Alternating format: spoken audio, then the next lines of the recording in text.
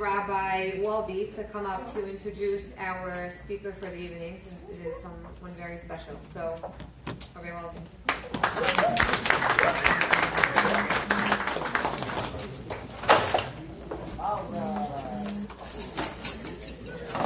Good evening, everybody. It is such a tremendous privilege to be here.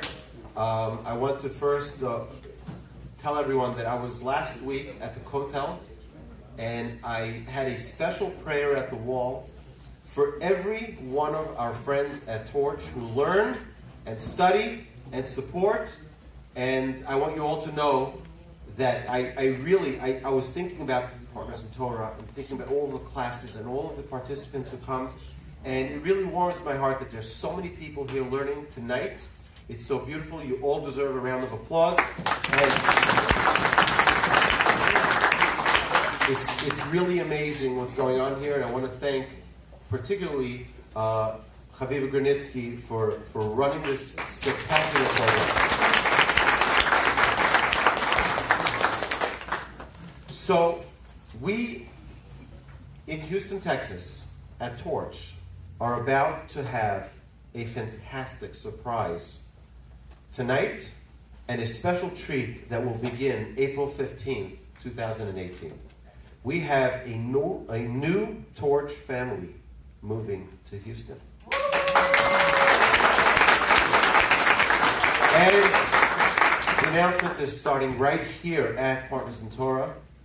So you'll all have the privilege tonight to hear from Rabbi Birnbaum, who's going to be moving with his wife Yocheved and their two children right after Pesach. So without any further ado, Rabbi Birnbaum.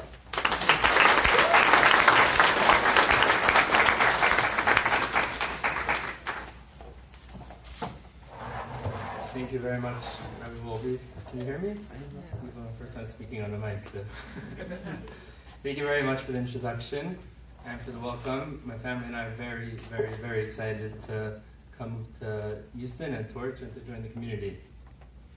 There was a rabbi, first, there was a mom that when she went one morning into her son's room, and it was Shabbat morning, and Sally goes in and she says, David, you got to get up, you got to go to shul. And David looks at his mom and he says, I can't, I'm too tired, it's a really far walk, I'm not going today. So Sally turns to David and says, those are really two nice excuses, but I'll give you two reasons why you really got to go to shul. He's like, okay, Mom, I'm all ears. Mom turns to David and says, you're 50 years old and you're the rabbi of the congregation. So I thought of that joke, A, because it's always good to start with a joke, but B, because I was trying to think of how to put into perspective what everybody's doing tonight and how everybody's coming out here to sit and to learn. And it's really, really amazing. I was almost brought to tears driving into the parking lot. I've been to the Torch Center many times over this week and over the few weeks ago when I came to check out the community. And there's 10, 15, 20 cars, but the fact that there's not one spot in the parking lot and you have to go halfway down the block and park in front of a truck on the other side of the block, it's unbelievable how everybody comes out. Everybody has all the excuses you could come to think of on a weeknight. Family, work, busyness, and kol hakavod, as they say to everybody for coming out. And I think everybody deserves a round of applause. It says this week's Torah portion talks about the sacrificial offerings that are brought in the temple. And by one specific sacrifice, the Torah tells us that it talks about people bringing the sacrifices, and by this specific one, it's called the Karban Mincha, the Torah says that it's brought by a soul, by hanefesh, and the soul that brings this offering.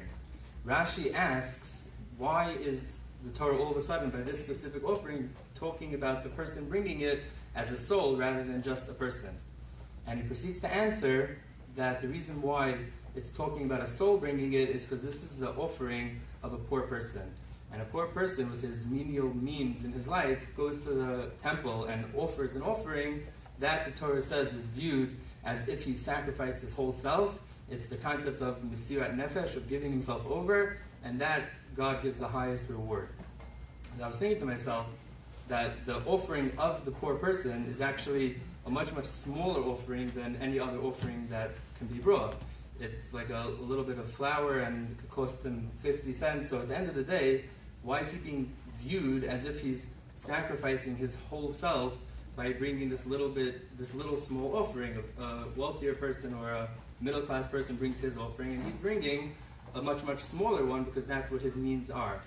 And I believe that the answer is that the Torah is teaching us a really important lesson over here. When a poor person who has a very small amount, limited amount of resources, and he still pushes himself that little bit and that extra mile, and he goes to give something to the temple because he wants to be involved and he wants to go a little bit out of his comfort zone to do that, that in the Torah's eyes is viewed as the greatest thing, and he's getting the greatest reward. So again, I thought of that idea because what everybody's doing tonight, everybody's pushing themselves, everyone's coming about with some people a little, some people a lot, out of their comfort zone is an amazing thing, and the Torah gives the greatest reward for that. And I want to end with a blessing to everybody. She'll be blessed to continuously grow and grow in our whole life.